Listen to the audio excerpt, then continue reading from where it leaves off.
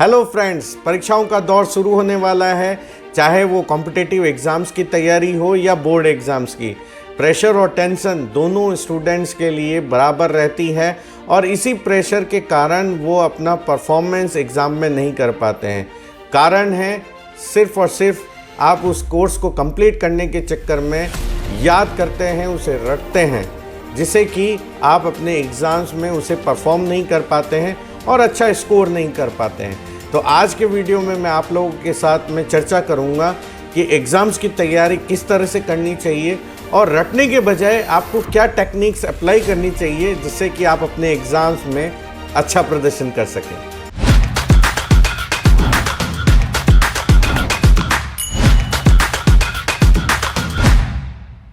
यदि आप किसी टॉपिक को लंबे समय तक याद करने की कोशिश करते हैं, उसे रटते रहते हैं, तो ना तो उस विषय पे, उस टॉपिक पे आपकी कमांड होती है और इस कारण से आप उस विषय को पढ़ते पढ़ते डिस्ट्रैक्ट हो जाते हैं। परिणाम स्वरूप आप उस विषय को छोड़ देते हैं या उस टॉपिक को छोड़ देते हैं। और यदि अगर आपने रट के उसे टॉपिक को याद भी कर लिया और उस टॉपिक से रिलेटेड क्वेश्चन आ जाता है एग्ज़ाम्स में, तो आप उसे परफॉर्म नहीं कर पाते हैं, क्योंकि वो क्वेश्चन जो है वो घुमा के पूछा हुआ होता है या एप्लीकेशन बेस्ड होता है। तो यहाँ पर बात समझने की है कि हमें किस तरह से हमारे एग्ज़ाम्स की तैयारी करनी चाहिए और हमारी मेमोरी पे किस तरह से कई टिप्स को अप्लाई करना चाहिए जिससे कि हम एक कॉग्निटिव लर्निंग प्रोसेस में आ सकें। जी हाँ दोस्तों, कॉग्निटिव लर्निंग प्रोसेस जो है एक मैनेजमेंट का टर्म है, जहाँ पे आपकी मेमोरी जो है वो इन्फॉर्मेशन कलेक्ट करती है, उसे प्रोसेस करती है और लंबे समय तक स्टोर करती है। लेकिन इस कॉग्निटिव लर्निंग के लिए आपको कई तरह के टिप्स को अप्लाई करना होता है जिससे कि वो आपके दिमाग में सबकॉन्शियस माइंड में अवेलेबल रहती है।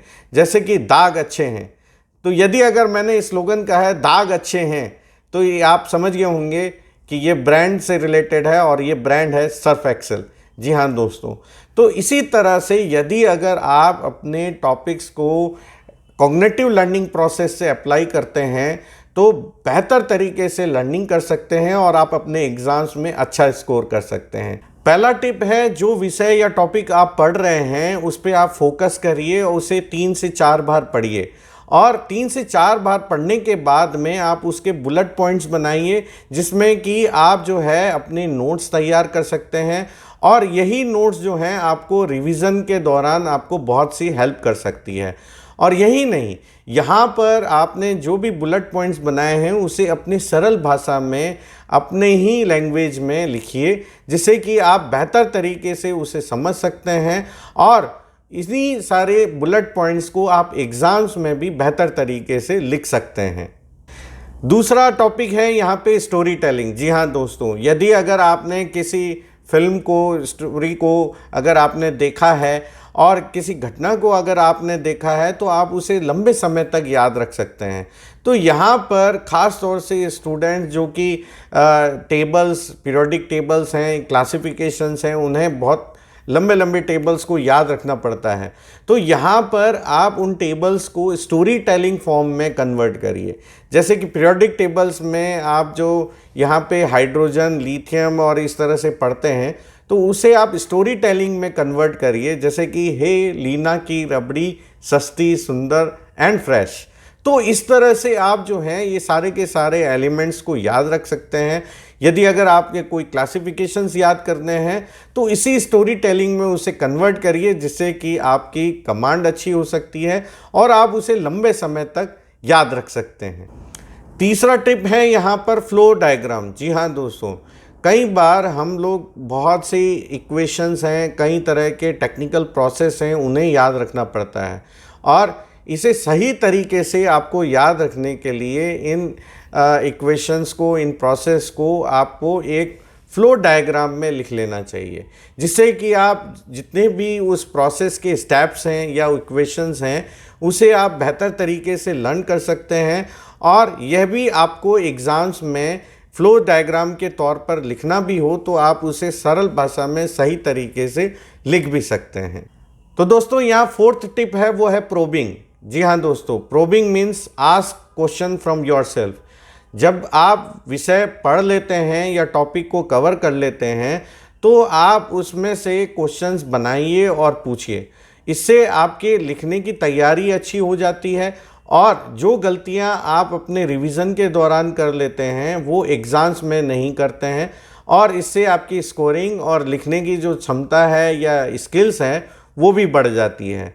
तो प्रोबिंग जो है वो आप ज़रूर करिए, जिससे कि आपके उस टॉपिक पे अच्छा कमांड हो जाता है, और उसके साथ साथ में आप उससे जितने भी कंसेप्ट हैं या आपके प्रिंसिपल्स हैं उसको भी बेहतर तरीके से लर्न कर लेते हैं। फिफ्थ टिप है समराइज द लर्निंग। जी हाँ दोस्तों, जो आपने लर्न कर लिया है, जिस चैप्टर से आपने सभी टॉपिक्स को लर्न किया है उसको समराइज करिए, और ये समराइफिकेशन जो है वो आपको अपने रिविजन्स के दौरान बहुत हेल्प करती है, क्योंकि समय बहुत लिमिटेड होता है और यूनिट्स बहुत ज़्यादा होती हैं, टॉपिक्स बहुत से होते हैं, लेकिन आपके पास में सिर्फ़ और सिर्फ कुछ ही दिन या घंटे रहते हैं जिसमें आपको पूरा का पूरा सिलेबस कवर करना होता है।